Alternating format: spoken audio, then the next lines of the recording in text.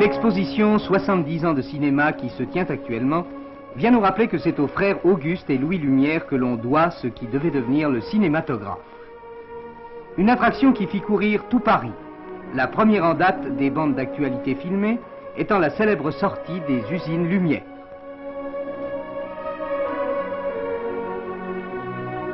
L'appareil du chasseur d'images d'autrefois est devenu entre les mains de l'opérateur d'actualité d'aujourd'hui et avec le concours des moyens modernes de locomotion, une machine à écrire l'histoire. Remontons le temps comme nous le permettent les films où sont inscrites les scènes du passé, dont certaines sont exceptionnelles. Ainsi, à Washington, à la fin du siècle dernier, l'élection du président McKinley qui périra tragiquement en 1901. On voit ici à son côté Theodore Roosevelt qui lui succédera. Theodore Roosevelt dont le cousin Franklin Delano sera lui-même plus tard président des États-Unis. Document exceptionnel encore que ce groupe où, autour de la reine Victoria, 5 générations de la famille royale d'Angleterre sont présentes. À droite, le personnage qui caresse le chien, c'est le futur Édouard VII. Derrière, le futur George V. Et au premier plan, un enfant qui sera un éphémère Édouard VIII, le futur duc de Windsor.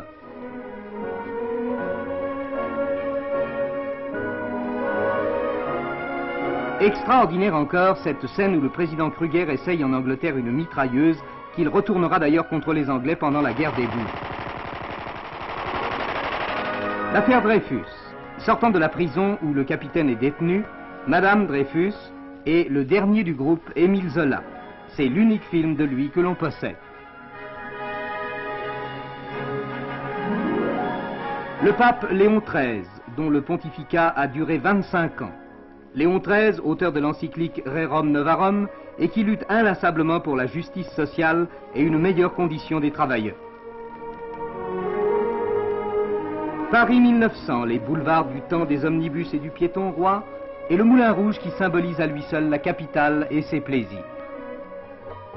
C'est l'époque où le cinéma présente les premières comédies filmées. Scénette à 3 personnages, dont l'inévitable belle-mère. Une époque où le sexe fort savait encore se faire respecter. La reine de ce Paris 1900, la belle Othello. Mayol à droite en compagnie de Paulin. Sarah Bernard, la grande, l'incomparable Sarah, le monstre sacré de la scène. Un document encore, le duel fameux qui opposa Pierre Frondet à Jean Richepin. D'Amérique, une trouvaille du génial Edison, la table tournante ou le self-service avant la lettre. C'est après avoir mangé à cette table que Henry Ford aura l'idée d'installer la première chaîne de montage pour automobiles. Grâce à Edison, les Ford vont passer de la construction artisanale au stade industriel.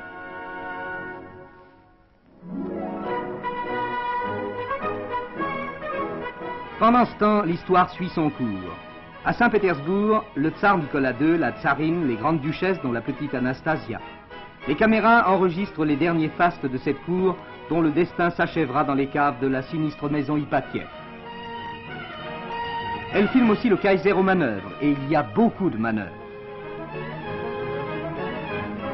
Elle filme le vieil empereur d'Autriche François-Joseph.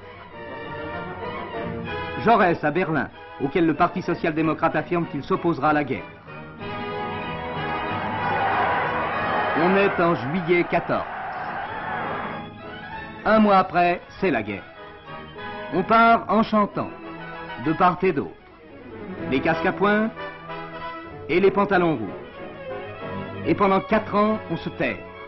Pendant 4 ans, on s'épouille. Mais pendant 4 ans aussi, on meurt. Octobre 1917, la révolution russe fait table rase du tsarisme.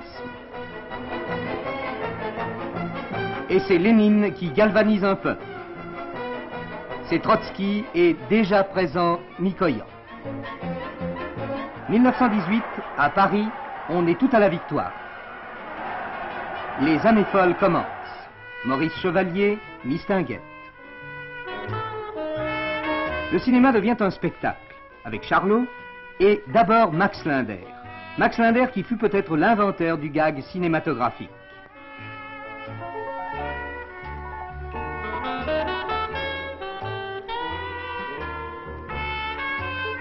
ce sont les superproductions hollywoodiennes. Le cinéma devient une industrie.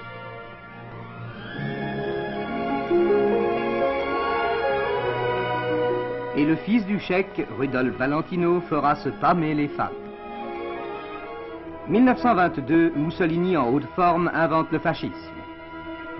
Cependant, à Locarno, Aristide Briand conclut avec Stresemann l'accord qui devrait faire régner la paix définitive.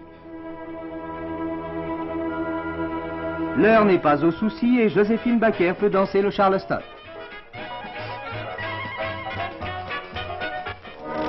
Les années passent. C'est la catastrophe du Zeppelin Hindenburg, le dernier service commercial des ballons dirigeables.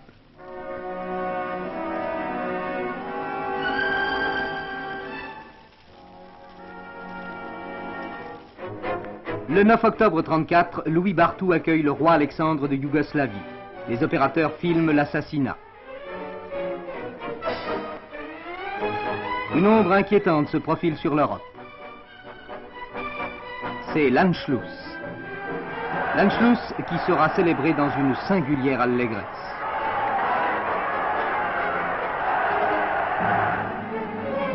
L'Anschluss et la suite.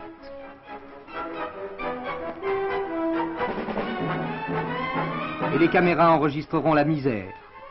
Et le champignon atomique qui marquera le début d'une nouvelle ère. Mais le cinéma n'a pas fait que fixer l'histoire. Avec Marais, il avait déjà décomposé le mouvement. Avec Noguès, il a, en 1914, donné ce magnifique ralenti de la foulée de Jean Bouin.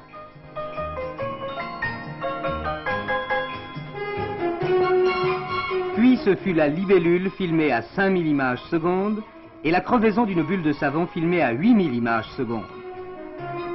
Capable de ralentir le temps, le cinéma put l'accélérer et faire pousser les plantes ou éclore des fleurs en quelques secondes.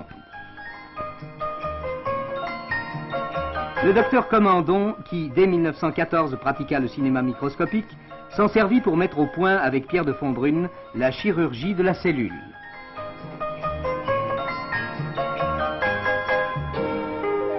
Il y a quelques années, le cinéma pénétra dans le corps humain.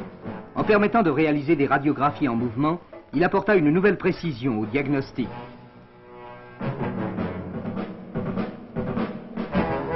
En 1935, il partait à la conquête de l'espace et permettait à Bernard Lyot de rendre visibles les protubérances solaires. C'est au cinéma que nous devons la première vision de la Terre à 1126 km. Accordons, en passant, une pensée aux petites chiennes qui ouvrirent aux hommes le chemin du cosmos. En même temps que l'homme s'y aventurait, le cinéma l'accompagnait. Et il ne fait aucun doute qu'il saura du voyage sur la Lune.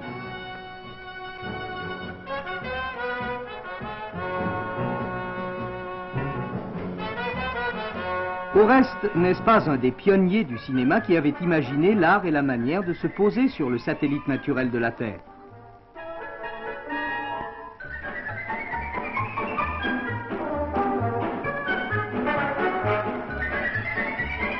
Quant au problème du retour qui préoccupe tant la NASA, Méliès l'avait déjà résolu au début du siècle.